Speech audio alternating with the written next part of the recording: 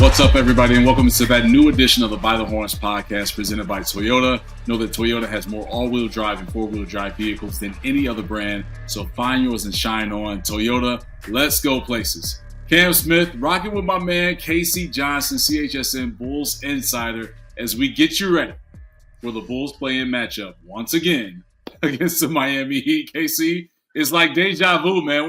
What's going on right now?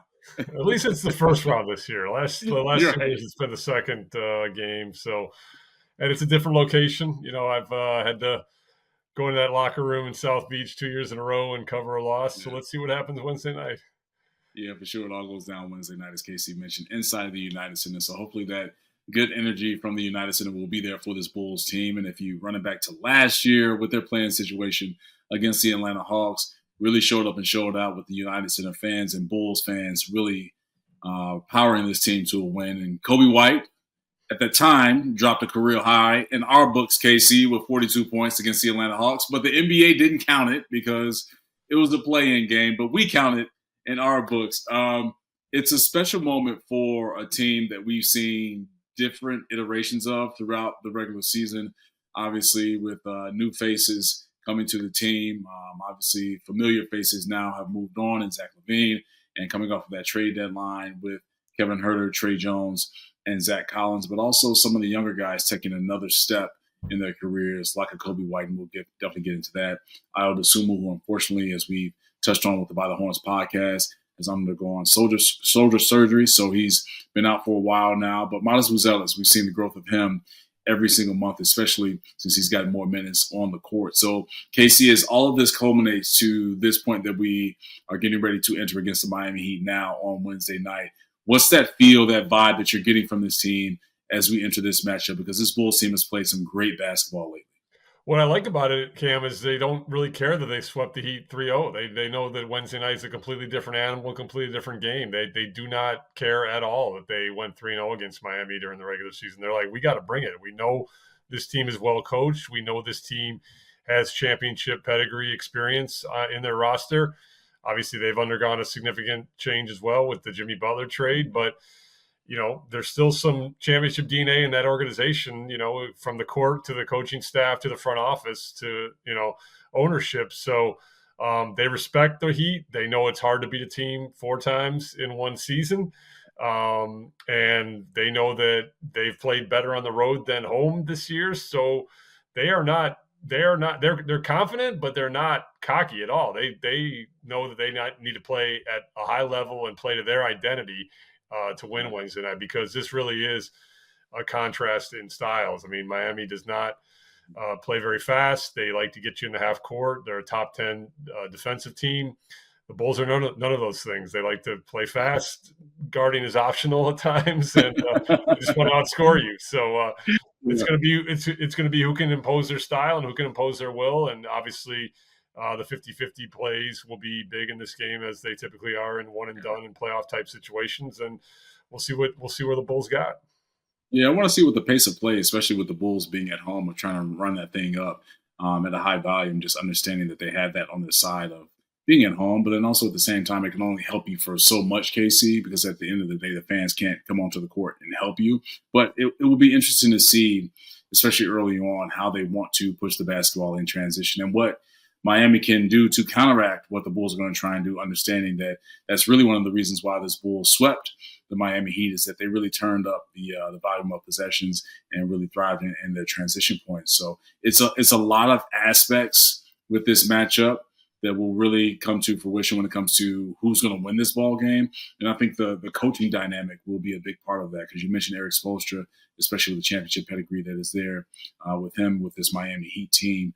But I was having this conversation with Drew last week on the 𝗏𝗏 𝗀𝗀𝗀 pod. It's like, it feels like Erik Spoelstra has something up his sleeve. I don't know what it is, 𝗙𝐶, but just for a guy that I'm sure didn't sit well with him and is still not sitting well with him, that they failed to beat the Bulls 3 times in the regular season, that he hasn't gotten any sleep at all in preparation for this matchup against the Bulls. So that's why I feel he has something up his sleeve in the matchup Wednesday night. Well, one thing that will help if you're a Heat fan to have up his sleeve is better fourth quarter play, because this is a Miami Heat team that has gagged away a lot of leads and had a lot of trouble closing out games. And that, to me, is what the Bulls need to do. They need to get this into a fourth quarter game. And again, I know regular season matchups don't mean much now, but in 2 of the 3 meetings, the Bulls absolutely blew out the Heat in the fourth quarter. They were even in that last matchup last week, but that's because the Bulls ran away and hit in the third quarter.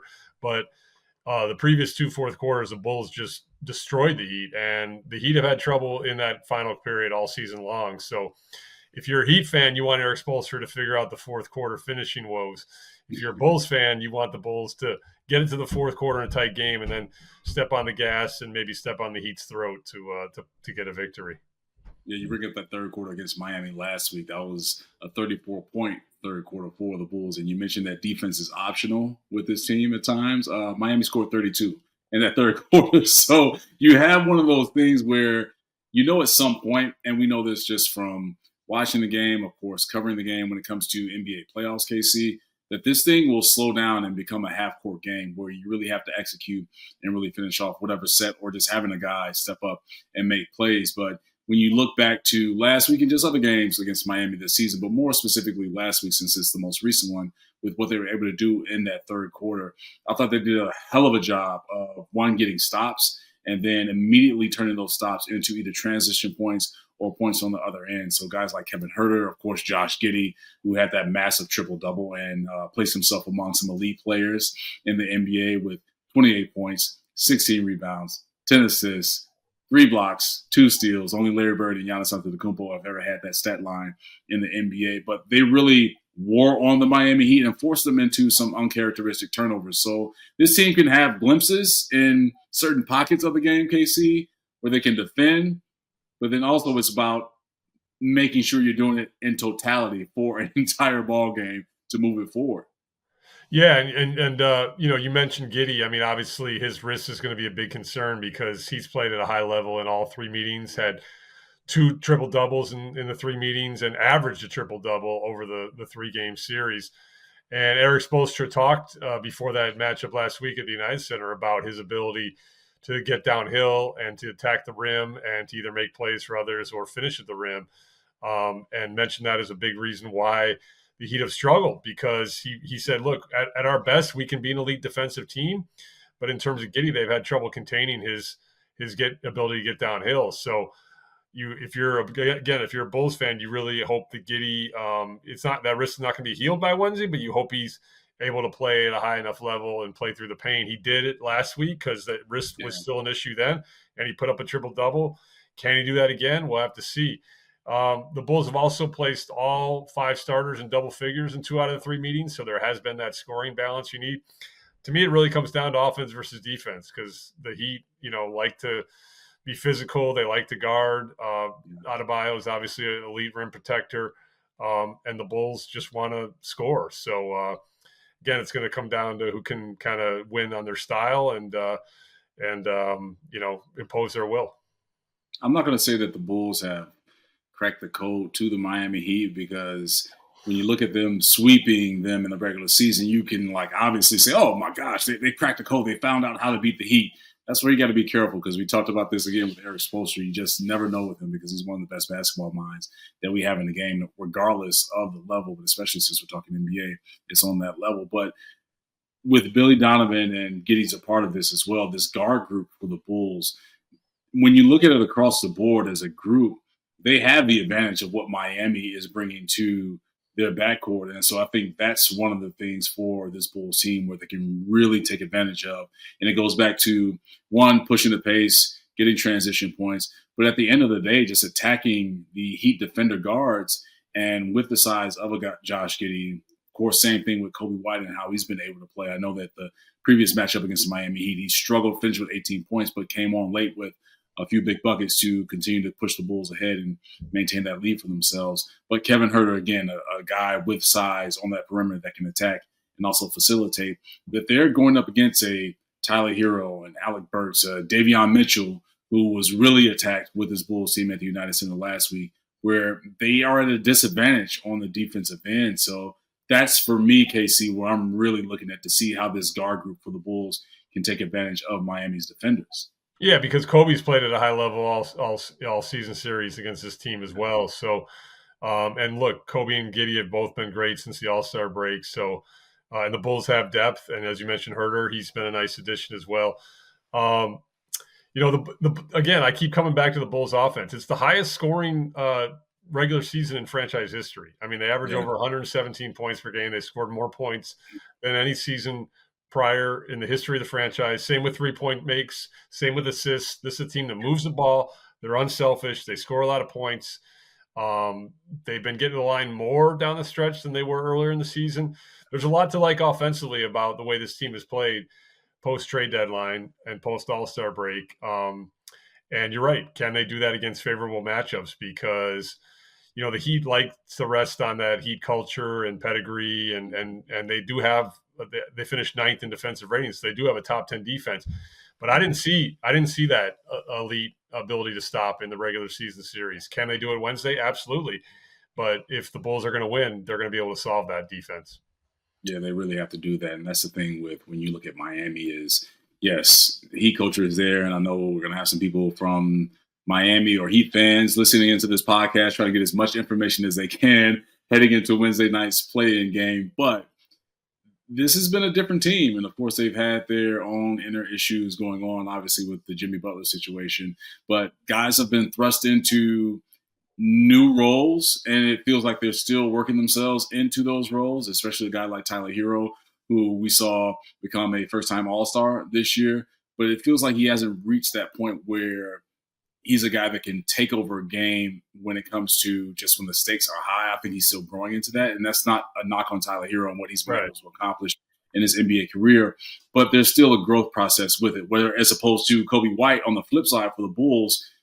You understand, and we've seen it time and time again, KC, especially even going back to last year with the play-in against the Hawks, that he's comfortable taking over ball games, especially when those stakes are high. We're talking about a win or go home situation on Wednesday night between the Bulls and the Miami Heat. And Kobe and the Bulls have been in that position before. So, again, you lean towards guys that have that experience, guys that have been in those roles, that have really thrived in those roles. And so that's where the advantage is for this Bulls team is attacking the Heat defenders that are guards. But it's a different story when you look at the front court and how you try and solve Bam Adebayo. Now, that's one thing that you have to really solve. And if he's going to be the aggressive Bam that we saw a couple of years ago that helped the Miami Heat get to the NBA Finals, it was interesting, KC. I don't know if you noticed this with Bam last week in that Bulls matchup, that he shied away in terms of like attacking the glass. He settled more for the mid-range and kind of like the quick floaters. And I'm like, wait a minute, is he trying to,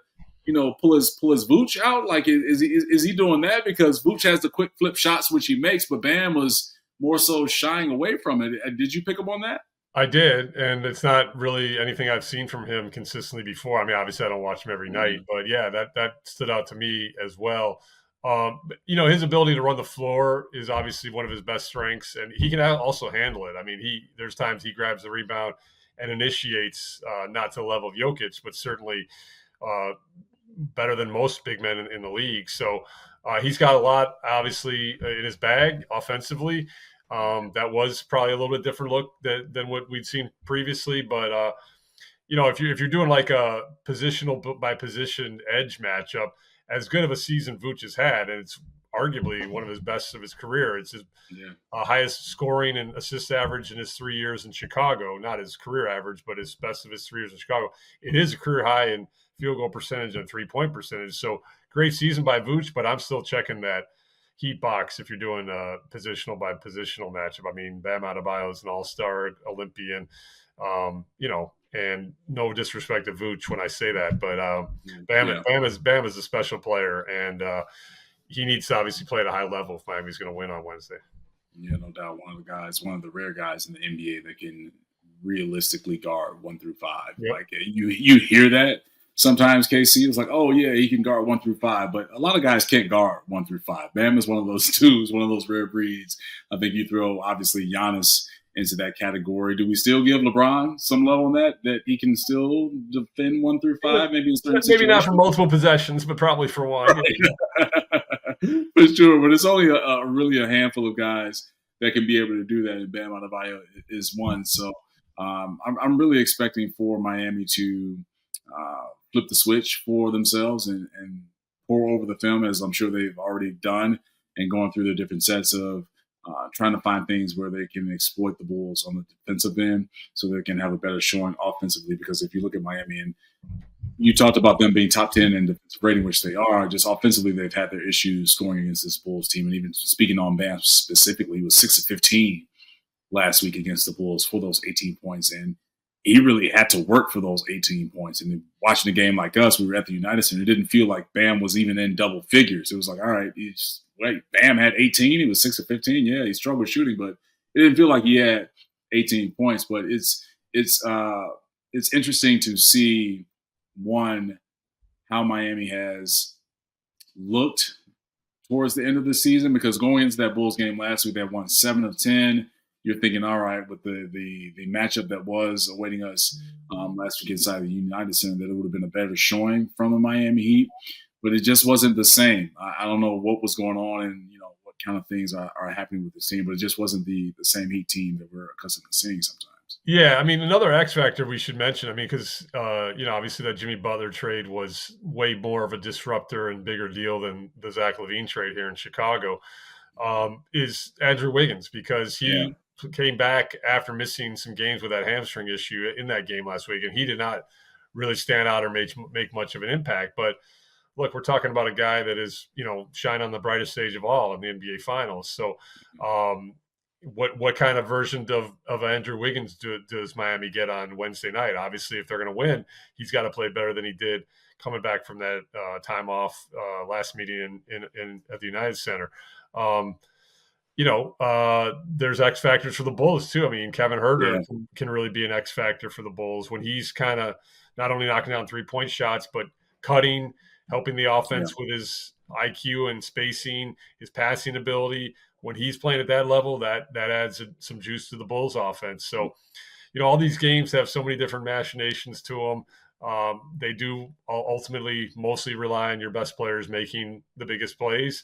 And maybe we can get Tyler Hero to take a pull-up 3 when the Heat are down 2 in the final seconds again. KC, you're reading my mind, man, because every time I talk about last week's game against Miami, I'm thinking about Tyler Hero, like what was going through his brain, and probably, I don't know if anything was going through his brain when he decided to pull up for that 3. I'm like, does he think he's on an episode of The Fresh Prince and like he's Will Smith and was going to knock that 3 down? Like, what are we doing right now? Yeah, well, I don't know Tyler Hero. I've never interviewed him, not even in a group. So I'll say is I do know. I've talked to people that do know Tyler Hero, and they say he has supreme confidence. But that's like irrational confidence, right? Right, exactly, man. I just want to know what that conversation was like between Tyler Hero and Eric Spoelstra, and definitely Pat Riley. Just like, dude, what's going on?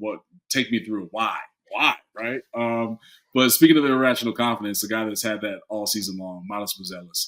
And talked about him early in the pod where he's grown month to month, but especially since he's gotten more minutes since the All-Star break and the trade deadline. 17 points for him last week against the Heat. And I've joked about this on the pod before, KC, but from where his physical appearance from where he started the season, clean shaven baby face, to where he is now with the goatee, I'm like, we're watching a young man grow into a man before our eyes in the regular season.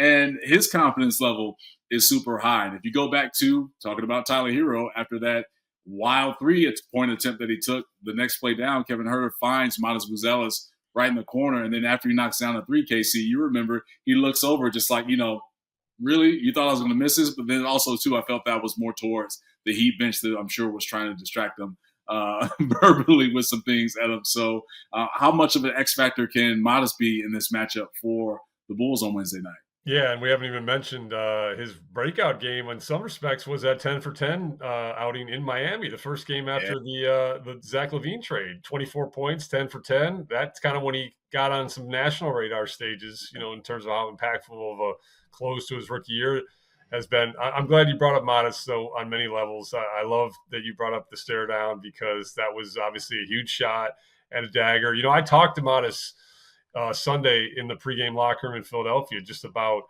where he's at mentally approaching this play-in game. And what I like about 𝗦𝗪 is he is very confident, has some swag to him, but he's also very he's very respectful. And he said, look, I don't know what that atmosphere is like. I have not been there. And what I'm going to do over the coming days is I'm going to dive into film study. I'm going to lean on my vets to glean as much insight and information as I can. And then I'm going to get prepared in my own way. And one way I'm going to do that is by not adding extra pressure to myself. So that's a pretty mature answer for a 20-year-old, given that this is a different level of intensity that he's going to face on Wednesday. And that's one reason why I think he's going to be as prepared as he can be, having never gone through it before. The other aspect to this is a dude who led the Bulls in games played with 80 games. There were 6 players who played 70 or more games for the Bulls this season. He was the only one to hit 80. He hit 80 exactly on Sunday in Philly. And the way he closed the season, Cam, after playing 80 games, really to me speaks to what that dude is all about, because he had some bumps early in the season. He had a blip in midway through the season. I remember talking to him about the rookie wall. I loved his answer. He said, I don't believe in the rookie wall. I believe in growing pains. He got through those growing pains. The way he closed the season, to me, was very impressive. I think he was playing his best basketball down the stretch for a 20-year-old in game 80 to be doing that. That's nice momentum to take into foreign territory, which he will face on Wednesday night. But he, from my perspective, is approaching it about as well as you can.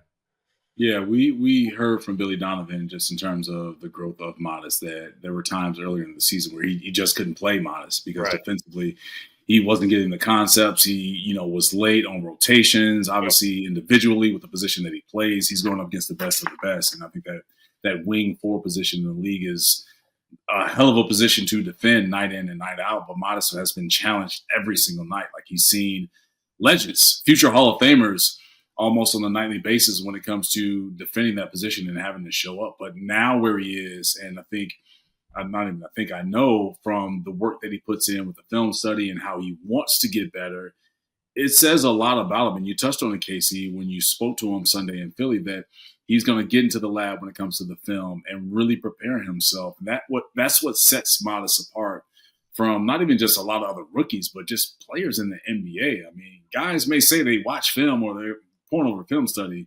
It sounds good, but are they really doing it? And you can tell that Modest is in the lab, working, watching film, but also listening to his vets, putting the time on the court, fine-tuning his skills, because he's the leader this season in blocks per game and in blocks for this Bulls team. And whenever he's on that defensive end, I think for me what stands out in terms of his mentality and how he's growing that end is that he's getting so many deflections, KC, but then also on weak side blocks and also individually guarding the basketball and blocking shots for would-be scores. I think that speaks volumes to his confidence, but then also what he's watching on film, because he's not getting beat as easily as he was to start the season. So it's a credit to Modest, man. This dude is a special talent. He has the confidence. He has checked a lot of boxes that you want to see from a young guy that's going to be the cornerstone of this franchise moving forward with this new regime and a new era. Yeah, I mean, there are obviously still some game plan mistakes which happen. Right. Yeah, that weak side awareness has been there all season, and with his just that knowledge, and then you combine that with his athleticism, you're going to get the kind of season that he had, where you're blocking over 75 shots, and sometimes he can make up for some mistakes with his length and athleticism. But yeah, he's going to need to be on point with his game plan, discipline, and his film study on Wednesday night. Yeah, it's going to be electric atmosphere. It's going to be a great game. Like I said, and by the way, one thing I will also add is, like, publicly these guys are downplaying the fact that Miami, has ended their season 2 years in a row because, different iterations, different teams, blah, blah, blah. But don't buy that fully. They're very well aware that this team has advanced past them the last 2 years, and I know that's not the main motivation why they want to win Wednesday night, but it's certainly in the mental checklist for sure. Yeah, no doubt. Because at the end of the day, these guys are competitors, and so guys like 𝗏𝘀, I wouldn't be surprised if 𝗏𝘀 gives like a pregame speech to this team before they go out on Wednesday night, because he was part of those teams that fell short against Miami the past couple of years, along with Kobe White, along with Ayo Dosunmu, even though Ayo won't be physically able to play. But his voice still is one of the leading voices in that locker room for this Bulls team. So there are guys that experienced those losses against this Heat team, and they're like, all right, cool. It's happened back-to-back years. Now is our time to get our get back, and not only use this as, all right, we, got over this hump, but no, let's take it another step forward and finally get a win in this matchup for that 8th seed and get ourselves back into the playoffs. So I think this team mentally is trying to get over a couple of hurdles, starting with Wednesday night, KC. Yeah, and let's real quick have some fun here and get cocky. Let's say they win Wednesday night. Who do you think's a better matchup between Atlanta and Orlando? Well, speaking of a team that has defense as an option, Atlanta would be the go-to, but I think Orlando could be the better option for this Bulls team. I really believe it. Orlando, KC, yes, that's my man. So everybody that's listening, wherever you get your pods, me and KC just had like a basketball, a hooper type of connection right now. We were collabed on this, man. Like, yeah, right. He passed around to me. So let's get it. I love it, KC. But now here's why. Because like you mentioned, yes, Atlanta's defense option, but guess what? Atlanta plays the same game as the Bulls. Second in pace, Bulls are third. And Atlanta can drop 145 on you real quick. Trae Young can light you up like nobody's business if the moon and stars are aligned. Here's the thing about Orlando. They are more physical. But that team really struggles to score sometimes. They go through periods where they just cannot score. So they really don't want to play a fast game. They really want to slow it down and get you in the half court. I think the Bulls, now again, we're getting really out of our skis here because first they got to beat Miami. And then I actually do think Orlando is going to beat Atlanta, but let's say they don't.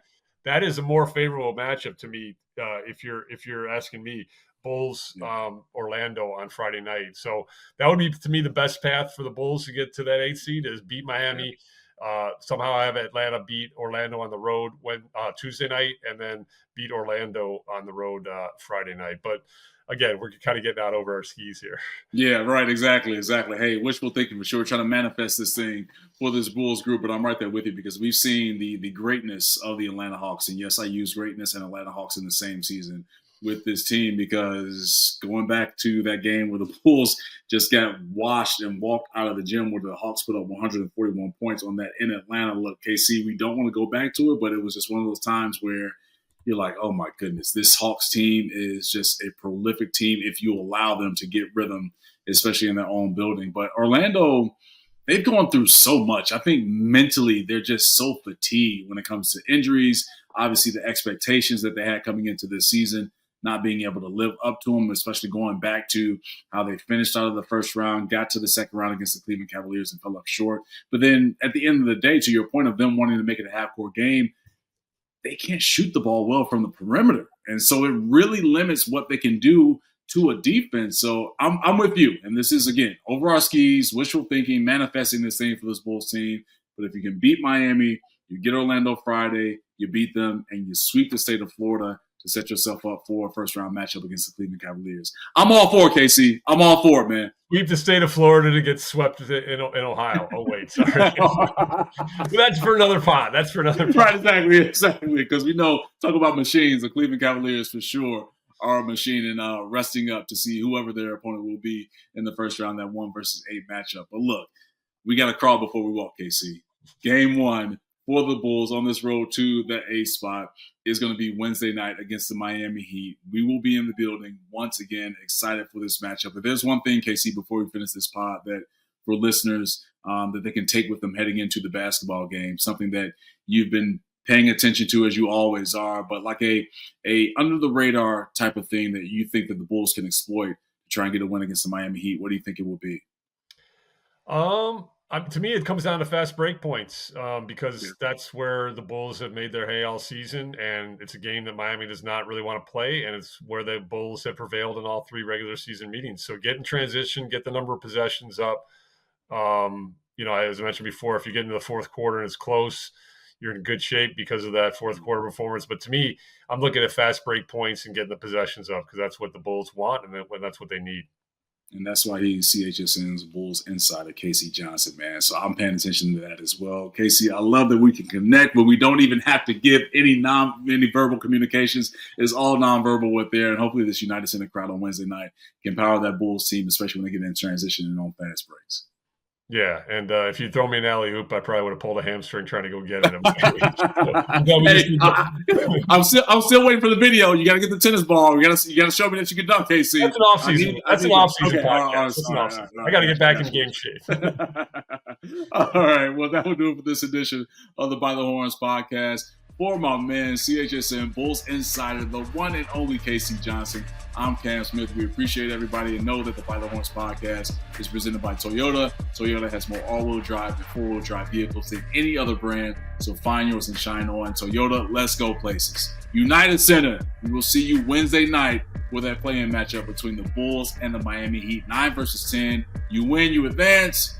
You lose, you go home.